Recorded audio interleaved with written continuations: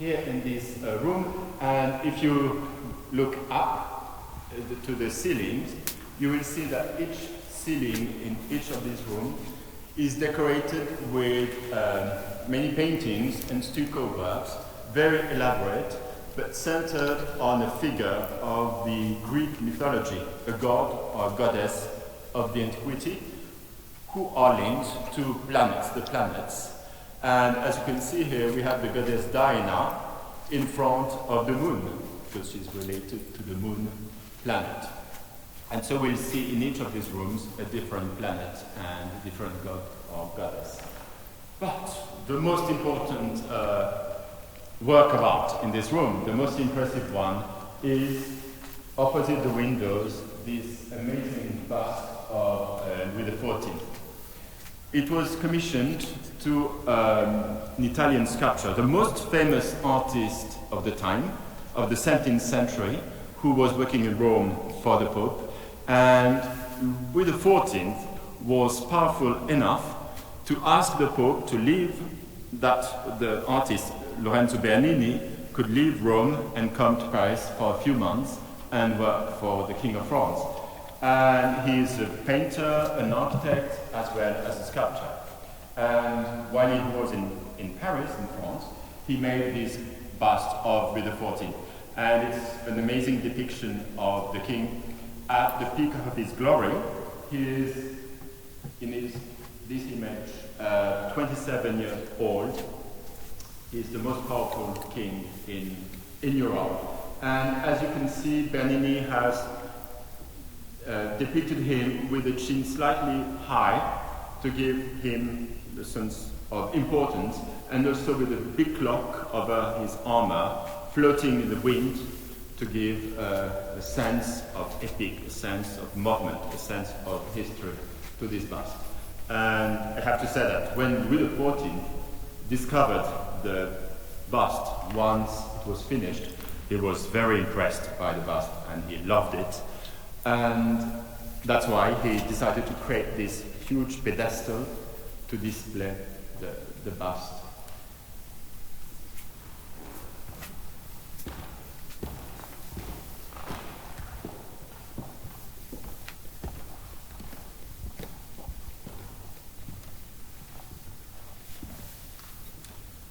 Now we're right in the largest room in the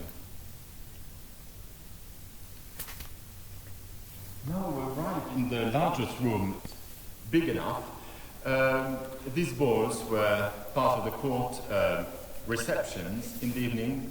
Actually, Louis XIV, in the winter time, used to receive 3 times a week the courtiers and also guests from Paris, from other parts of France, and from abroad at Versailles for the evening.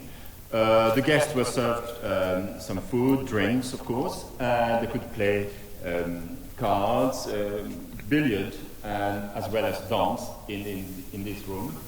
And you have to imagine this was a very formal dance, not wild like a rock and roll, let's say. But that's why, though the space is not that huge, these dances could take place here with musicians on 2 platforms on both sides of the fireplace. So it's very important for the life of the court, but also for the life of the king himself, because the king was a very good dancer, a very handsome man, who liked very much these physical exercise, such as the dance, the hunt, and so on. So you have to imagine the king, the life of the king, with a great variety between the work with the ministers as the head of state and the more pleasant times with the court for these receptions in the evening. Of course, in the summer, the receptions would take place in the gardens, which are also very famous. Unfortunately, we will not have the time to go there today.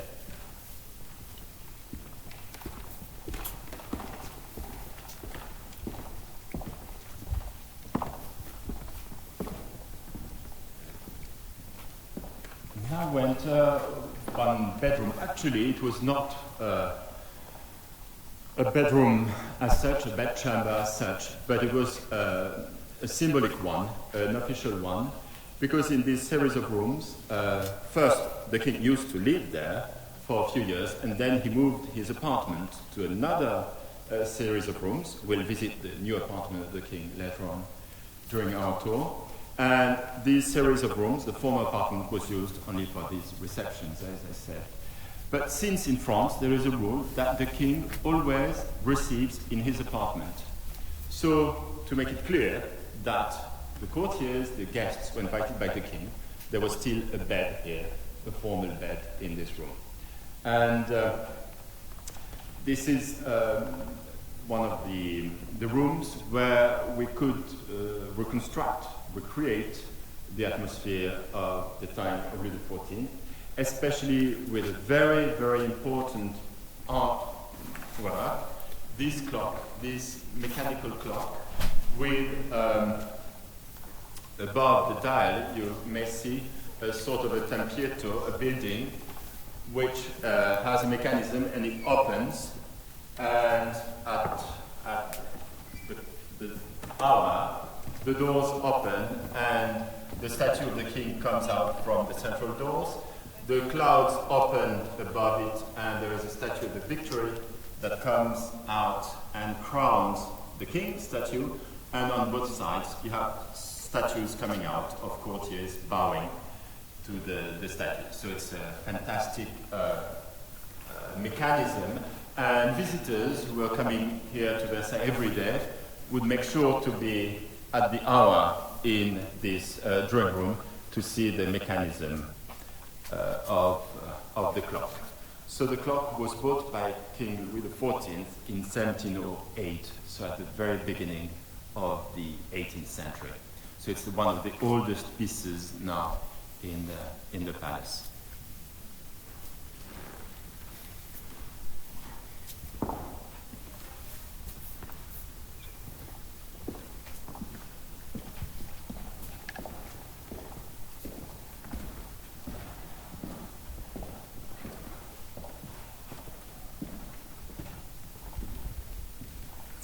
And now, if you look at the ceiling, we have the figure of Apollo, the sun god, and God related to the sun. As you know, Louis XIV had chosen the sun as his emblem, and he explains very quickly, if I can summarize, that like the sun is the planet that gives birth, gives life to everything on earth. It's like the king in his kingdom that gives life to the country. And so here, this room was very important because we are now in the throne room, where the throne of the king was standing on this platform. Unfortunately, the throne was destroyed during the revolution. That's why we have an empty space now. But what I did not mention yet, is that you see around us a lot of gilding. The gilded ceiling, stucco on the ceiling, gilded furniture, the torches, the stools, and so on. But at the time of Louis XIV, during a short period of time, the furniture here was not in gilded wood, but was in silver, in solid silver. And for example, the chandelier was in solid silver. Between the windows, there was a pier table in silver, and on top of it, a huge mirror whose frame was also in silver.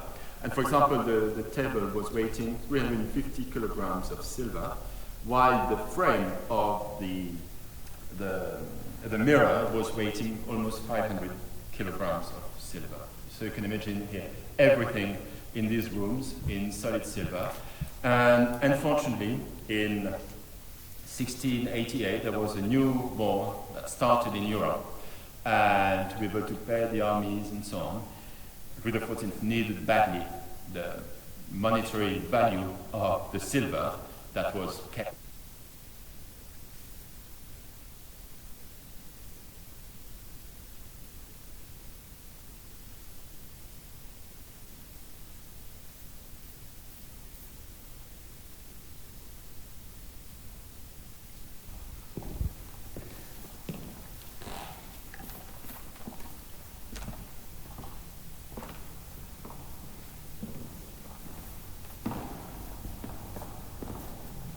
So now we reach the most famous part of Versailles, the most famous ensemble, the Hall of Mirrors, as you can recognize from the first sight, with these walls lined with marble and with mirrors. And this was not originally planned like that. Originally there was a terrace between the two end pavilions, a terrace overlooking the gardens, a very pleasant place. But as you can imagine in France, in this part of France, northern part of France, it often rains, so this terrace couldn't be used throughout the year, and it was not very convenient. And that's why eventually the 14th decided to transform it into a gallery, a great gallery, where it could hold some of the most important court receptions. And this gallery is joined to the royal apartments by two drawing rooms. The first one, where we are now, called the War Drawing Room, and the last one at the end of the gallery, the Peace Drawing Room. As we will see in the gallery, the idea here, of course, is to create a very magnificent space, but what to display on the board? What would be the theme on the board? The first idea was to devote it to Apollo, because of the relation between the emblem of the king, the sun, and the sun god Apollo.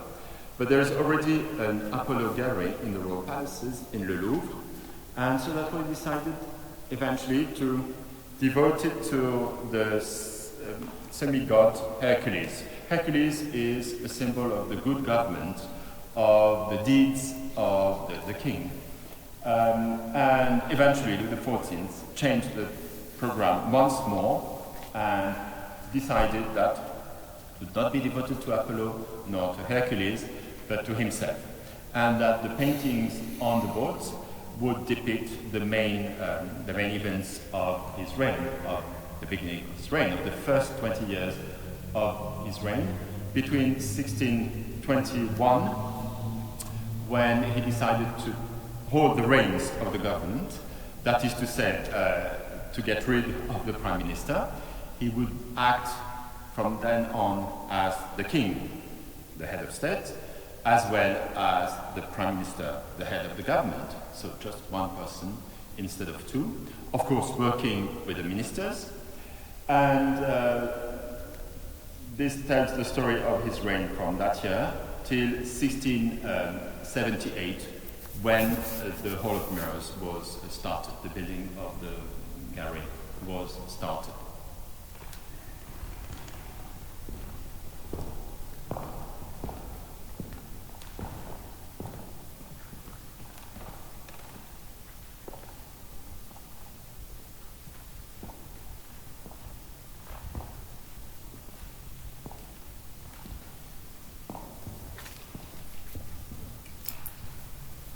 If you look at the board, you recognize the king. He has a very recognizable face with a small moustache that he would shave later on, with a big wig, a long wig.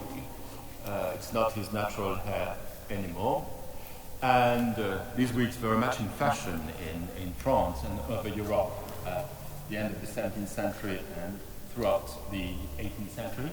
But if you look at these paintings, you see the kings dressed like a Roman emperor and surrounded by allegorical figures. Actually, when the painter to the king, Charles Lebrun, conceived these panels to depict the life of the king, they were conceived as with symbols and not depicting the real events. And that's why sometimes they are quite difficult to understand.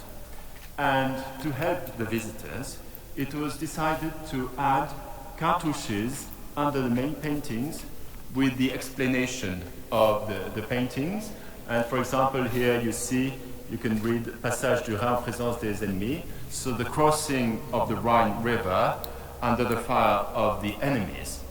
And finally, you have to know that when this idea of explanations was first appeared, it was decided to create these sentences, the explanations in Latin. So there was an academy in Paris who created these sentences in Latin. They were painted on the cartouches, and when the gallery was inaugurated, no one could read Latin. So it was a disaster. So the academy was asked to translate what they had conceived in Latin into French, and it was overpainted in French, and that's now the French version that you have. But you have to know that also, since the gallery was open during the day to the visitors, to anybody, there was on some tables leaflets also explaining the paintings on the wall, so that everybody could understand what he was admiring. So when the gallery was created, it was called the Great Gallery. But today you know it as the Hall of Mirrors, because though we have this amazing vault with these paintings by Charles Lebrun and his workshop, what was striking most the visitors when it was opened in 1684 was the decoration of the walls. You have marble pilasters, which are with 17 windows facing 17 arches, and the arches are covered with mirrors. And one had never seen so many mirrors in such quantity of such a big size at this time. It was really unique in Europe. And for that incredible achievement, Louis XIV had to get workers from Venice to come to Versailles. That was strictly forbidden in Venice to leave the Republic.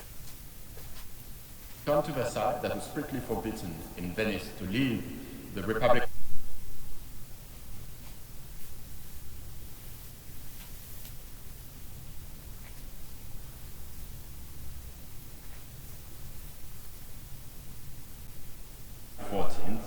To be able to create these panels in huge quantity for the Hall of Mirrors in Versailles. And this company at the time was called the Royal Manufactory of the Gobelin, of Saint-Gobain, and it's still a French company, a worldwide company now, the company of Saint-Gobain, still dealing with glass and mirrors.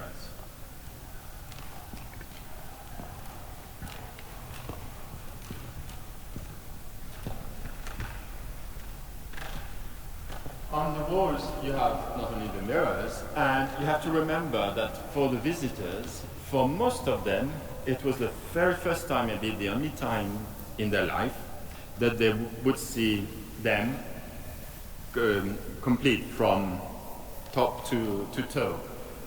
This was a unique experience when coming to Versailles to look at these mirrors. We have also in the gallery niches with very famous ancient sculptures coming from the Roman antiquity, which were the pride of the royal collections at the time, and also a series of vases in alabaster and porphyry, also commissioned in Rome by Louis XIV. So it makes really this gallery a unique ensemble. And the furniture was, as you understand, in silver, first of all, and then once the silver furniture went to the mint, it was changed for giltwood furniture. And the last renewal of this furniture was done for the wedding of the Dauphin. That's how we call the heir to the throne in France, the Dauphin Louis, with the Archduchess of Austria, Marie Antoinette, the famous Marie Antoinette, in May 1770. And this is the furniture that you have nowadays in the gallery, with these big tall chairs, holding the girandole, the type of chandeliers on the platform that were created at that time for the ceremonies of the wedding.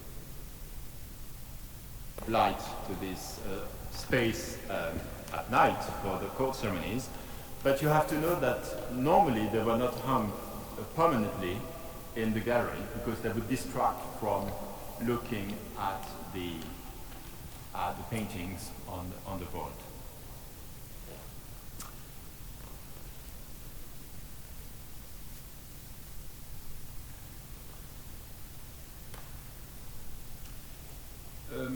the gallery was used for balls, for ceremonies, not very often because it was very expensive to use it because of the number of the candles needed for one evening. And it was also used for the most important receptions of ambassadors, foreign ambassadors, but not ambassadors from other European countries. These receptions would take place in the king's apartment, but it was used for receptions of ambassadors coming from far away countries. And the first one was here in 1686 for the Siamese embassy. Siam, the Kingdom of Siam, is nowadays Thailand in Eastern Asia. So you imagine a very, very long journey for the ambassadors. It took them more than almost 6 months to reach France from Bangkok. They landed at Brest in Brittany and then were driven to Versailles. And the reception took place here in the Hall of Mirrors. And for that ceremony, the throne of the king was in front of the arch leading at the end of the gallery, leading to the peace drawing room, which had been blocked. On the platform, crossed all the drawing rooms that we have walked through, reached the war drawing room, then were facing at the other end of the gallery the king on his throne, and that they would have had to walk all the way through the Hall of Mirrors to reach the throne, and they would go 3 times before presenting the letter from the king Franahai to the king of France, Louis XIV. So it was a very, very impressive ceremony, very impressive for the Siamese ambassadors, of course, but also for the French courtiers who attended it. And it was the beginning of a lot of fashion.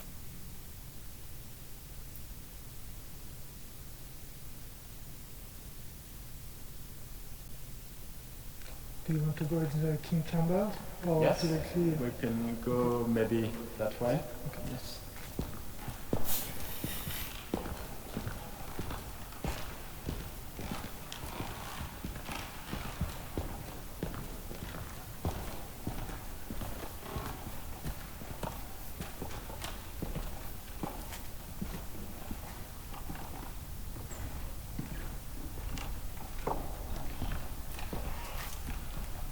So now we are entering the apartment of the king. If you remember, I told you that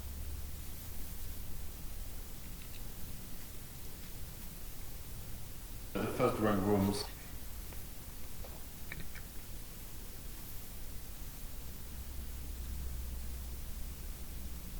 were kept only as reception drawing rooms, and this new apartment was organized by the king. Here we have a very important room in this apartment called the bull's-eye antechamber because of the shape, special oval shape of the window in the vault of the ceiling. And this large antechamber was where the courtiers would gather every morning and every evening before being able to enter the king's bedchamber for the ceremonies of the lever and the coucher. So the first ceremony of the day and the last ceremony of the day. Some courtiers were, by charge because of their functions at the court, allowed automatically to enter the bedroom of the king. Others were called specifically of the king. Others were called specifically. Court allowed automatically to enter the bedroom of the king. Others were called specifically.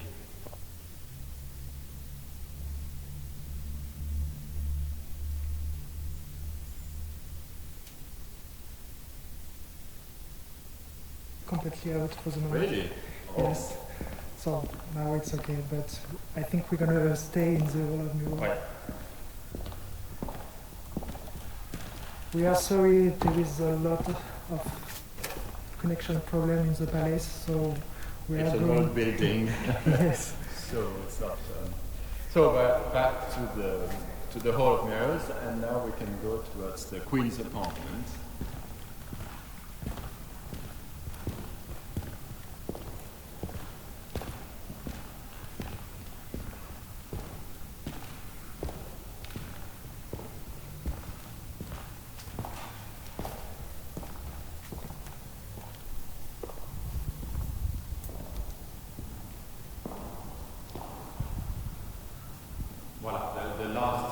The drawing room that ends the Hall of Mirrors, called the Peace Drawing Room, because obviously you know that Louis XIV led a lot of wars in Europe against different countries, Spain, Holland, England, the German Empire as well. But of course, the purpose of wars is at the end to bring peace to Europe, and that's why the life of the king ends here with a peace drawing room, and again with this very elaborate marble on the walls. And you have to know that most of these marbles are coming from French quarries, because Versailles is also to be understood as a vitrine for French art, for French manufacturers, for French artists, and also for French products. And here it's obvious for the marbles. Most of them are coming from the Pyrenees in the south of France, except the white marble. There is no quarry of white marble in France, so all the white marble that you see in Versailles is coming from Italy, from Carrara, the famous Carrara quarries. Otherwise, the other marbles are coming from France. Let's see, for example, on the fireplace, on the mantelpiece of the fireplace, this beautiful green marble with white veins is called Campan, so from the Pyrenees, and this Campan is either green or red. And just behind, you see the red version of this marble from the Pyrenees. Another beautiful marble from the Pyrenees is the one called Sarancolin, with its very rich tones of yellows, oranges, and red. It's a very powerful marble, most of the time not used in big surfaces, but for the moldings, for the main moldings. And this is here the main, these are the main marbles used in this room. And it highlights the quality of the decor, like these trophies in gilt bronze. We can say that Versailles is a palace of marble, but stone, marble, but also of bronze. It's amazing the quantity of bronze that was used in the architecture itself, like these trophies on the walls, for example, or ornaments above the doors, but also in the chapel, for example, the balustrades are in gilt bronze. So it gives you an idea of the luxury of the palace when it was built, and the quality of the materials. You can have a look through the windows, and here from the Hall of Mirrors and the two adjacent drawing rooms, we have a wonderful view on the gardens. And Versailles is built on the top of a small hill that was expanded with these platforms for the gardens. And as you can see, close to the palace, the gardens called the parterre is very simple. You have two ponds, very low ponds with low borders, with figures reclining on the borders of male and female figures of rivers, the rivers of France. So it's as if in front of the windows of the Hall of Mirrors you had a map of France, a symbolical map of France, and behind you have the slope going down through the gardens. You have different groves there, and even further up you have the Great Canal, this long sea, as it was called at the time, the Sea of Versailles, this long piece of water stretching for almost 2 kilometers and opening into the countryside. So from Versailles you see the very designed gardens close to the palace. And further you go, the more natural the nature is.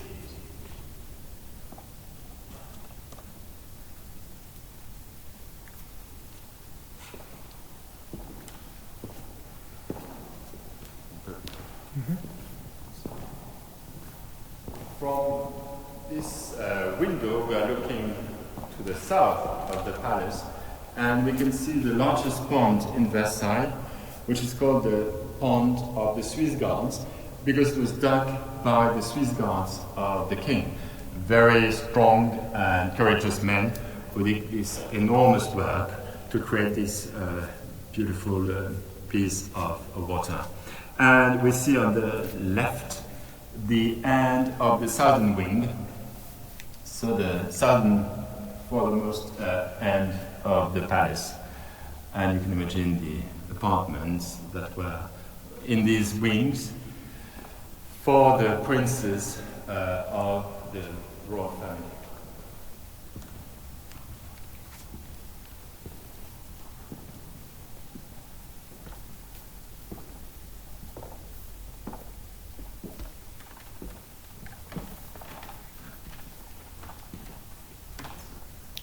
This is maybe one of the most famous rooms in Versailles, the Queen's bedchamber. Actually, it was one of the first to be restored in the 20th century, and it was inaugurated in 1976. As you can imagine, during the revolution, it was emptied of all its furniture. The whole palace was emptied, and the furniture was mostly sold. Some pieces were kept, but most of it was sold. And here it was through auction sales that took place here for 14 months, every morning and every afternoon, except on Sundays. There were auctions here in Versailles to get rid of the whole content of the palace, the most precious furniture as well as the everyday furniture for the lesser apartments. And here we could refurnish and recreate the Queen's bed thanks to the bed cover, which is original, and an extremely precious document that has survived. And to recreate the canopy of the bed, we had drawings of the 18th century, the models of the 18th century that could be reproduced. So it has been embroidered in Paris to recreate this magnificent canopy. The fabrics on both sides of the bed were rewoven in Lyon, on handlooms in Lyon, because we are fortunate enough in France to still have these handlooms working with weavers knowing how to use them. Of course, it's a very painstaking, very long process, and for the most complex fabrics, the weaver can weave about 8 centimeters per day. So you can imagine the number of years to achieve such a wonderful fabric made of silk, of course. We were very fortunate that during the revolution, the jewel cabinet of the Queen was not sold. It was considered as a masterpiece of cabinetry. And as you can see, it's more than that. It's just a magnificent monument made of gilt bronze, mahogany, marble, and églamisé glass painted on. And you can see these 4 female figures holding kettles, which are symbolizing the 4 seasons. You can see spring with the flowers, summer with the wheat, autumn or fall with the grapes, and winter with incense burner, the fire in her hand. And next to the jewel cabinet, you can hardly see, but a line on the wall in the silk. It's a small door that opens to the private rooms in the Queen's apartment. Because here we are in the official rooms, in the official bedchamber, the only bedroom for the Queen, actually. That's where she would actually sleep at night after the ceremonies at the end of the day. And but for her private moments during the day, she had some much smaller rooms behind this door, and she could easily go there after a ceremony and retire in her private apartment. Here's a wonderful portrait of the Queen, bust of the Queen in white marble by the sculptor Leconte, giving you a very good idea of the features of the Queen. She is an Habsburg princess with a quite big forehead, round eyes, and rather big nose, I would say. But she was extremely elegant and very impressive to see moving. When she was moving, she was, of course, wearing these court dresses, huge dresses, but you couldn't see you had the impression that the Queen would slide on the parquet floor. She was maybe the most talented woman at court for moving through the galleries.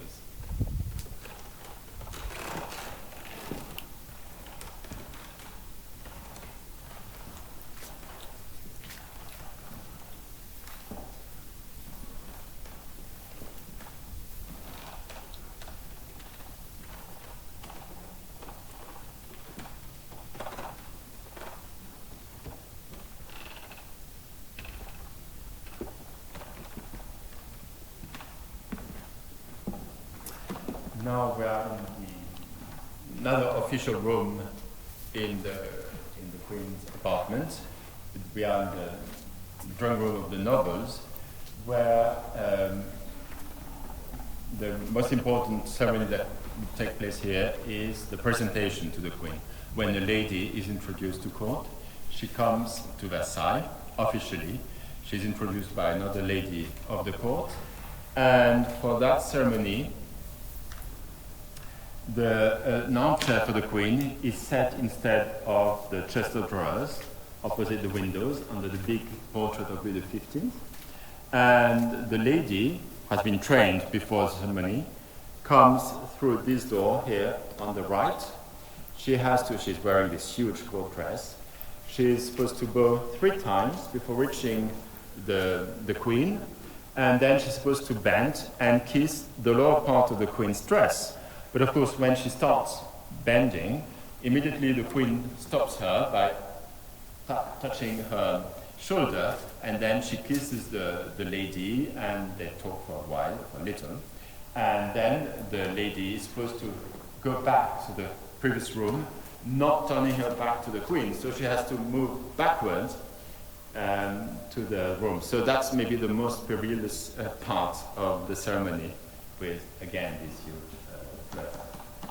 and we know that Marie Antoinette was extremely gracious when a new lady was presented to court.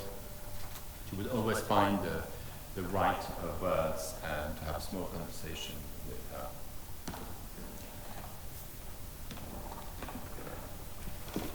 Here I mentioned that the furniture of Versailles was sold during the Revolution. We have seen that the jewel cabinet was not sold.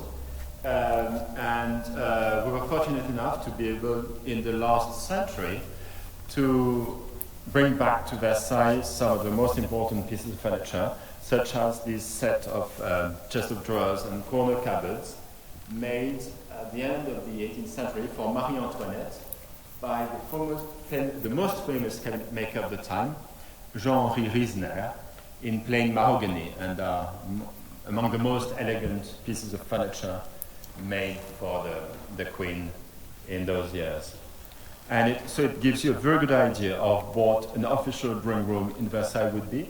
As you can see, there is no armchairs, no comfortable chairs, but only stools, because for these ceremonies, the armchair of the Queen is brought to the room, and otherwise most of the ladies, most of the men have to stand during these official ceremonies.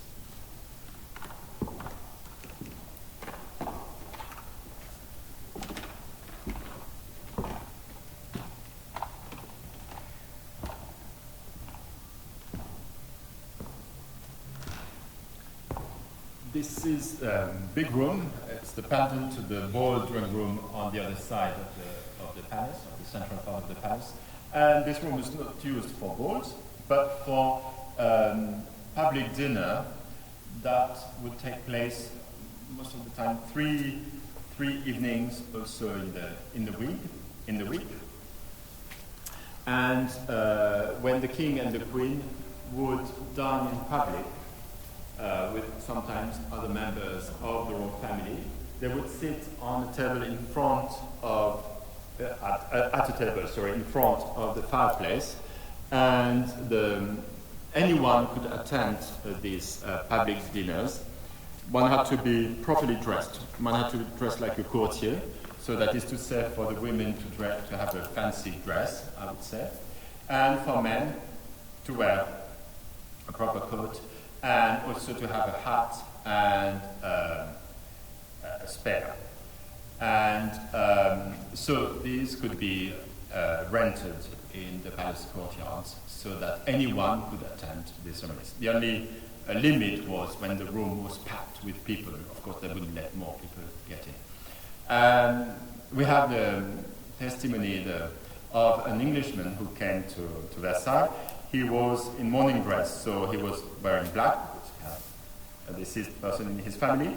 And so he pretended to be, so he didn't have this fancy coat that you should have had, and no spare. And so he pretended that he was a clergyman, so the robe was different for them, so the guard believed him. But the only thing is that he didn't have the proper tricorn, the three-angled hat, and he had a round hat, which is the normal type of hat when traveling.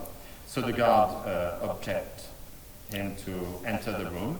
So he retreated, just turned and smashed his hat so that it would look like a tricorn, and came back to the guard. He stood in front of the guard, and the guard looked at him and said, "Now you have completely transformed. I cannot not let you enter the room." And he let him in. So it's really to show you that these ceremonies, that the guards were not there to stop, to block, but on the contrary, in a way, to help people to be ready to enter the room and attend the ceremony. This is very important. In the French monarchy, the public life of the king is essential. It's really central to the idea of the French monarchy, I would say, and that's why there were several ceremonies during the day, during the week, that anyone could attend. Had to be properly dressed, of course.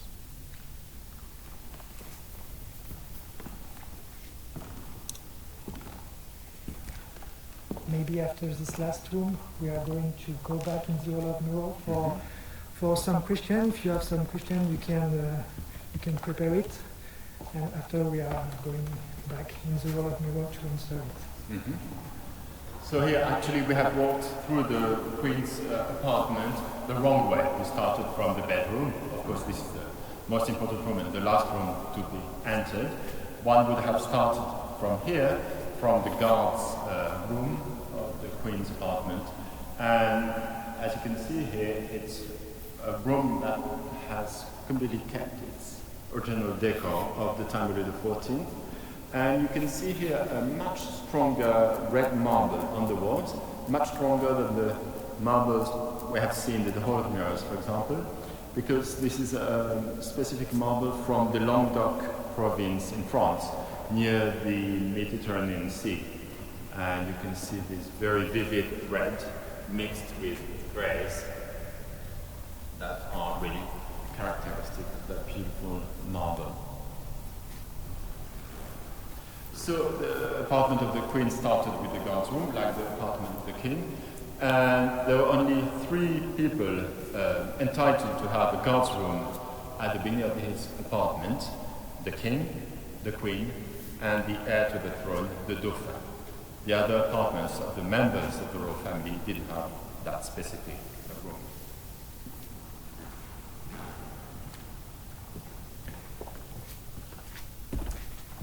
So we are going back to the Hall of Mirror. We are waiting for your question, if you have. And that will be the end of the live. So can we buy the palace? Oh. This is the first question. No. I would say either too expensive or it has no value. We tried to give a value to the palace, but it's 13 hectares of roofs. How would you characterize it? It's a big house in rather good condition, but needing a lot of repair, constant care. So no, it's impossible to value it.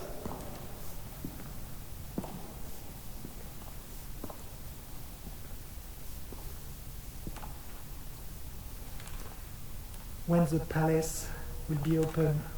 The palace will reopen tomorrow morning from 9, if I'm not wrong. So please do not hesitate to come and maybe book on the internet. That would be the best, because of course due to the COVID situation we have a specific time for the visit, so you have to book in advance.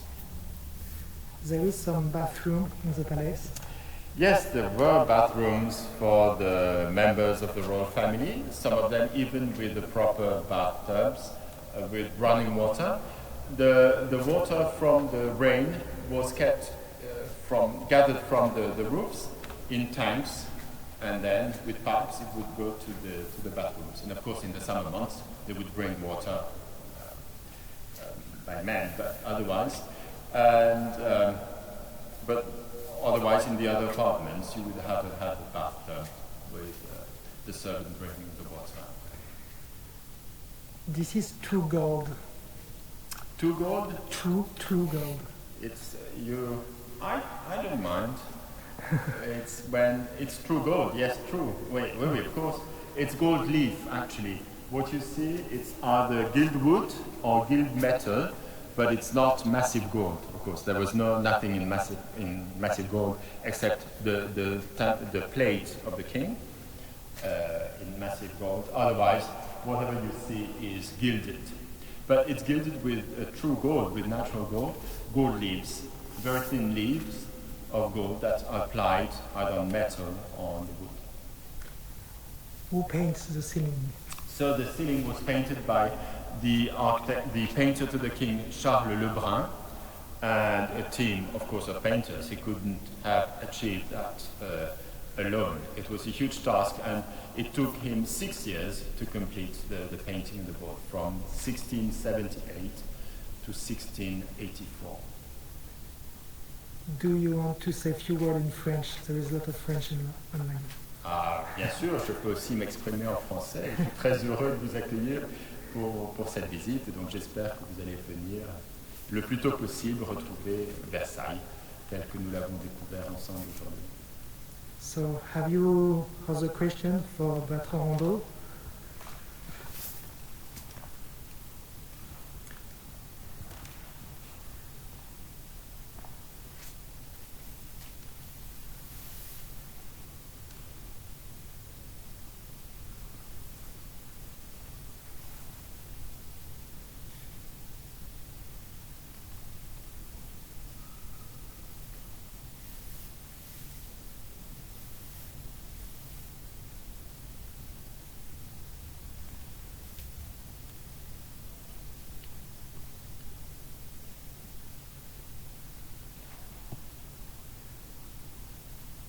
So thank you Bertrand for this guided tour, and thank you all of you to follow this live, and we hope you find you again on our TikTok account and of course in the Palace of Versailles. So thank you Bertrand. À bientôt. So I hope to see you.